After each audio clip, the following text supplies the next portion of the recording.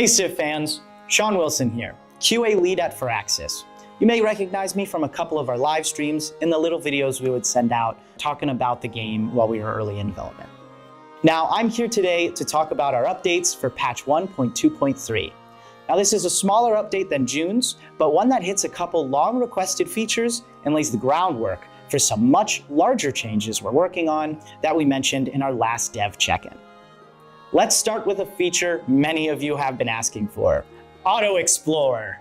Yes, it's finally here. We've mentioned before that scouts work a bit differently in Civ 7 than Civ 6, which is why we wanted players to have the opportunity to play with scouts' new abilities instead of adding in Auto Explorer right away.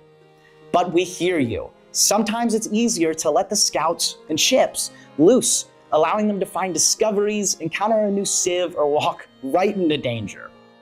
Here are all the units that have access to Auto Explorer. Scouts of all ages, including their unique variants. Tier 2 and 3 naval units from the Exploration Age, including the Carrack and the Galleon. Note that this does not include the Tier 1 COG unit. And finally, all modern age naval units, excluding the submarine, which includes the Ironclad, Ship of the Line, Cruiser, Dreadnought, Destroyer, and Battleship. A big thanks to everyone who took part in our feedback event on Discord. It helped shape what the first version of Auto Explorer looks like, and also the potential evolution of this feature down the road. We'll be keeping an eye on how this feels and plays out in practice. What's that? Oh, that's right. We're also introducing the first round of changes coming to the advisor warnings.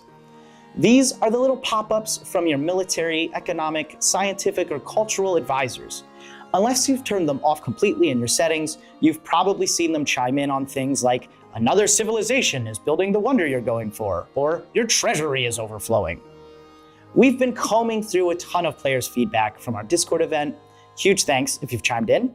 And it seems like some of these messages were showing up too often or at weird moments, like getting a warning that nuclear weapons are available when you've already built a WMD and a bomber.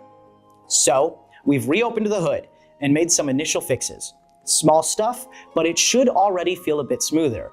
And we're not done. This is just the first pass in an effort to improve advisor warnings.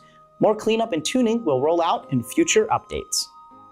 In our dev update check-in, we mentioned that we have heard feedback from significant segments of our community that we needed to do more work on the abruptness of age transition, improving the overall game replayability, looking especially hard at the legacy paths, and search for new avenues to allow players to identify more deeply with their empire and its path through history. A lot of this work is brewing right now behind the scenes, but this month, our focus is especially on the age abruptness. Here's a quick look at what has changed. In 1.2.3, we've added a new advanced game setting to change how age transition behaves.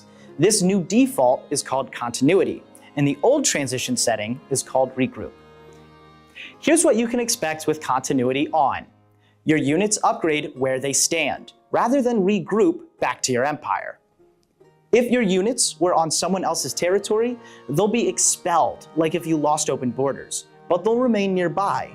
Ships and siege units will now carry over from antiquity to exploration, as well as settlers, migrants, scouts, and merchants in all ages. We've made changes to how your relationships with leaders evolve at transition. Players told us that diplomacy could feel a little jarring, like when you'd spend antiquity locked in conflict with Confucius, only for him to suddenly act like a polite stranger the moment you entered exploration. In this update, we've replaced those sudden relationship shifts with a more gradual change that pulls relationships back towards neutral over time. The further you are from zero, whether friend or foe, the greater the pull.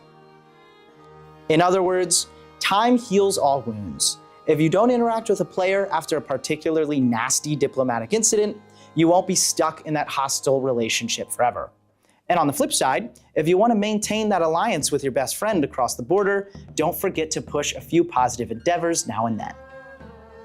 Also, since there are more ways to damage ties currently than build them, we balanced things out by making the pull a bit stronger for when you're in a bad relationship as opposed to a good one.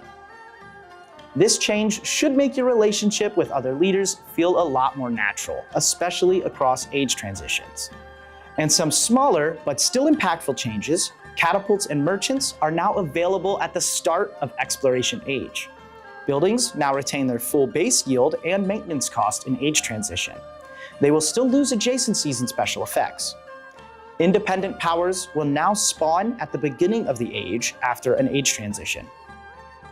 We'll continue to expand continuity mode in future updates, but we hope these initial changes help the next Empire flow more smoothly between ages. As always, let us know how it feels.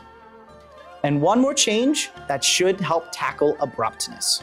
We've added a 10 or more turn safe zone at the end of each age that guarantees you can finish your most critical tasks before the transition occurs. This countdown can be extended to 20 turns or turned off completely. No age progression from any source other than elapsed turns will be added while the countdown is active.